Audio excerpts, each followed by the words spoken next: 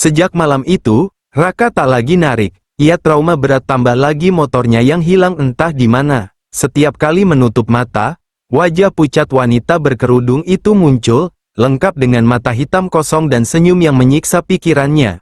Bahkan saat bangun tidur, ia kerap menemukan kerudung panjang hitam tergantung di gagang pintu kamarnya.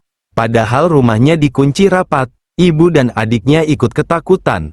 Terlebih saat TV menyala sendiri tengah malam, menampilkan layar putih bergaris, dan samar terdengar suara perempuan menyanyikan lagu Nina Bobo yang sumbang. Raka mencoba salat dan mengaji lebih rutin. Tapi setiap membaca ayat suci, telinganya terasa panas. Kadang ia mendengar suara pelan dari dalam kamar mandi, "Mas, kamu lupa sesuatu."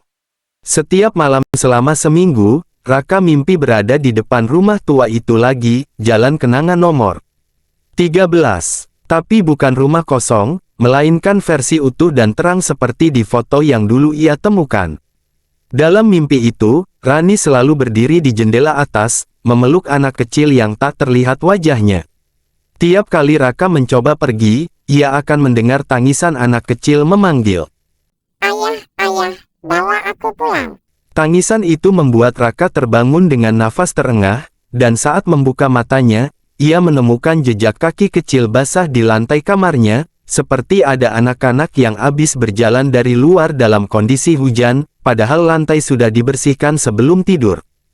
Minggu pagi, sekitar pukul 6.30, Ibu Raka berteriak panik dari depan rumah, "Raka, motormu balik." Raka berlari keluar dan nyaris tak bisa berkata-kata. Motor Gojeknya yang hilang terbakar di depan rumah Rani, kini terparkir rapi di halaman rumahnya sendiri. Masih dengan helm tergantung di kaca spion, masih utuh. Tapi, bagian jok belakang gosong dan berbekas tangan hitam, seperti bekas terbakar tapi hanya di satu sisi. Kunci motor juga tergantung, dan yang lebih aneh, di dalam bagasi motor ada boneka anak kecil usang, berlumur tanah kuburan. Raka tak berani menyentuh motornya lagi, ia tutupi dengan terpal, tapi setiap malam selalu ada suara mesin menyala sendiri. Kadang lampunya berkedip, kadang klakson berbunyi sendiri jam 2 atau 3 pagi. Suatu malam, ketika ia mengintip dari jendela, ia melihat wanita berkerudung itu duduk di atas motor, memeluk sesuatu di pangkuannya. Ketika sinar lampu menyentuh wajahnya, ia menoleh ke arah jendela Raka, lalu tersenyum. Sejak saat itu, Raka memutuskan untuk pindah rumah. Namun, gangguan tidak berhenti. Dimanapun ia tinggal, motor itu selalu ikut. Bahkan ketika ia titipkan di rumah teman, motor itu kembali sendiri dalam semalam. 3 bulan telah berlalu sejak malam itu. Raka kini tinggal di kontrakan kecil pinggiran kota. Ia menghindari keramaian, menghindari motor, dan menghindari malam. Namun, motor itu tetap mengikutinya. Setiap ia pindah rumah, motor tersebut akan muncul dalam 1-2 hari, terparkir rapi di depan pintu.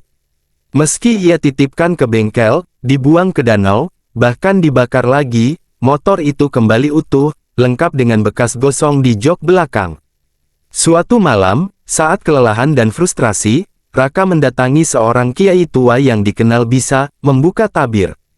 Kiai itu hanya menatap Raka lama, lalu berkata, "Kau sedang membawa beban yang bukan milikmu. Tapi kendaraanmu, menyimpannya sejak awal." Raka bingung. "Maksudnya, Pak?" Sang kiai lalu menyuruh Raka membawa motor itu ke tempatnya. Malam itu juga, mereka menggelar doa dan membuka bagian dalam motor, bagian yang tak pernah disentuh sejak Raka membelinya. Setelah membuka pelapis bawah jok dan dashboard, mereka menemukan gulungan kain kafan kecil, sudah mengering dan berlumut. Di dalamnya, segenggam rambut, kuku panjang yang patah, dan secari kertas bertuliskan, "Jika aku mati, simpanlah aku di sini. Jangan biarkan anakku sendirian. Aku akan menjemput jika waktunya tiba." Raka gemetar. Kiai itu pun berkata, "Motor ini dulunya milik suaminya. Ia meninggal di jalan karena kecelakaan waktu mengantar istrinya, wanita itu, ke rumah sakit untuk melahirkan.